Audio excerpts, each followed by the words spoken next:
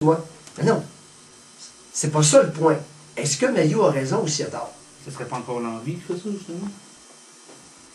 Évidemment. OK. Une question de même. Oui, une question de même. Tu comprends? Fait que j'ai pas de problème avec les colibets, puis tu sais, n'importe quoi qu'on dit de moi. Mais il y a une chose, par exemple. Est-ce que j'ai raison ou si j'ai tort dans ce que je dis, dans ce que j'avance? Okay. Il y a eu la désinstitutionnalisation de oui. Vous en pensez quoi, vous, de tout ça, par rapport aux personnes atteintes de schizophrénie ou par rapport aussi aux autres maladies mentales? Ben, c'était un geste foncièrement hypocrite. OK. Ça a commencé en 1960. En 1959, au Québec, 58-59, on a commencé à utiliser le Largactil, qui est le premier antipsychotique. OK. Et là, ça marchait pour plusieurs cas. Alors, ces cas-là sont sortis de l'hôpital.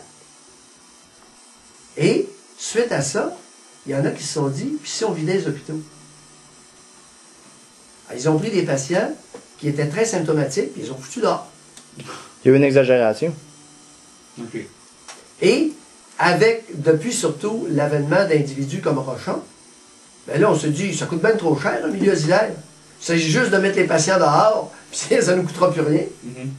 Mais ça n'a pas été le cas. Non, c'est... Et ce que Mailloux fait, Mailloux prétend qu'on n'a pas besoin de milieu asilaire au Québec. Il va loin, Mailloux. On pourrait presque tout fermer les milieux psychiatriques. Les hôpitaux psychiatriques, là... Comme Pinel? Non, pas comme Pinel. Comme le Douglas, Louis-Polyte Lafontaine à Montréal, Robert Giffard, Roland Saucier à Chicoutimi. On pourrait presque tout fermer ça. Mailloux prétend ça.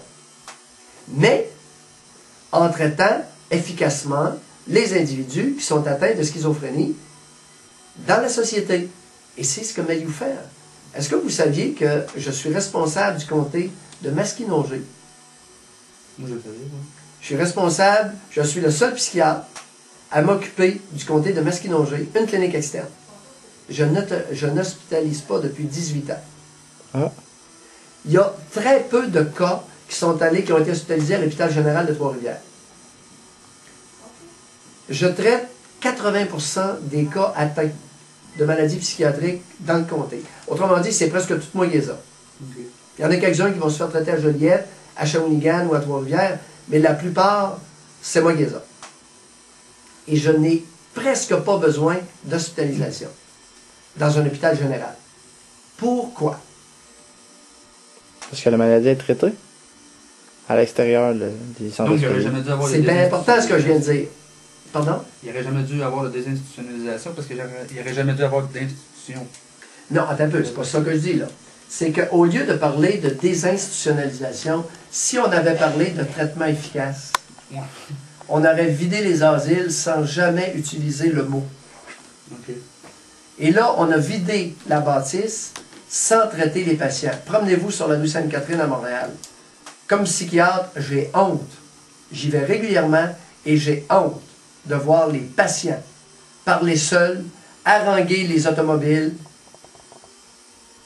C'est gênant à Montréal. Ça fait sursauter, hein? C'est pas loin de nous autres, là. Et après ça, Montréal viendrait dire qu'ils sont meilleurs que les régions. Ben, j'ai une dernière petite question, parce que je pense que la cassette doit être sur le bord de... Oui, puis vous commencez à avoir pas mal de matériel oui, là, pour vous amuser et provoquer des réactions et des discussions. Je sais que mon père veut voir ça absolument. Oh oui, puis non, mais je suis très sérieux. Vous avez un rôle extraordinaire de diffusion, d'information face à la collectivité. Et en tant que futur infirmier, c'est dans notre devoir en plus de faire de la promotion de la santé, ce truc-là. Exact.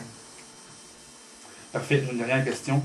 Pensez-vous dans le futur, les cas de schizophrénie, ils vont avoir tendance à augmenter ou à diminuer? Non. L'incidence a toujours été et demeure. C'est un cas sur 100. La seule petite augmentation qu'on a eue de l'incidence, de la prévalence de la schizophrénie, c'est dû au fait que, depuis la désinstitutionnalisation, les individus atteints de schizophrénie ont engendré davantage d'enfants. Alors, d'où une légère augmentation probablement des cas atteints de la prévalence, mais c'est pas plus que ça.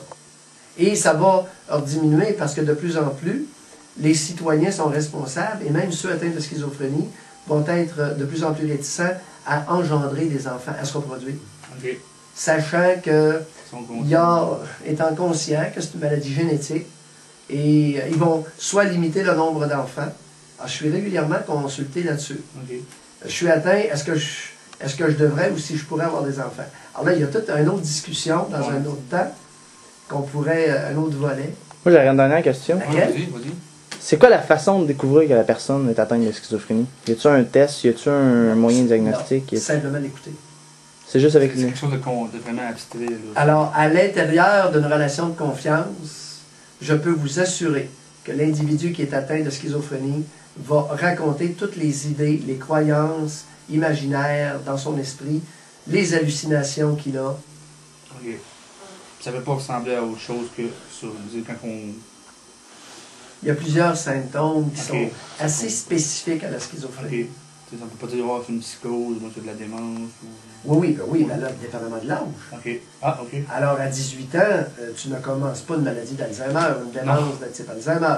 Maintenant, il y a toujours la distinction entre la psychose maniaco-dépressive et la schizophrénie. Okay. Alors, sur ce volet-là, au Québec, il y a une épidémie académique de psychose maniaco-dépressive ou de troubles affectifs bipolaires.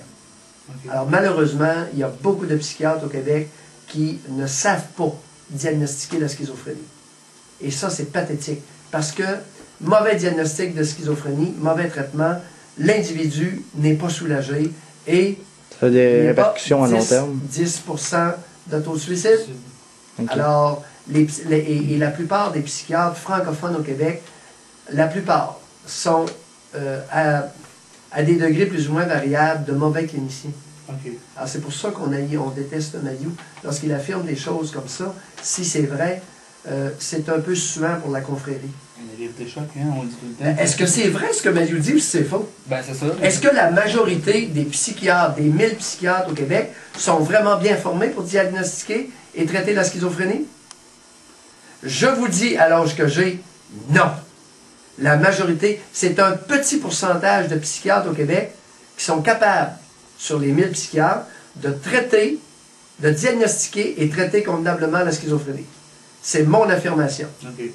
Hey, si elle est vraie, là, vous comprenez pourquoi qu'on veut rayer et radier Mayou. Ben, c'est comme ça dans la société québécoise partout. Aussitôt que tu dis quelque chose qui va choquer un peu, ben, il faut que tu te fermes la gueule parce que sinon tu choques.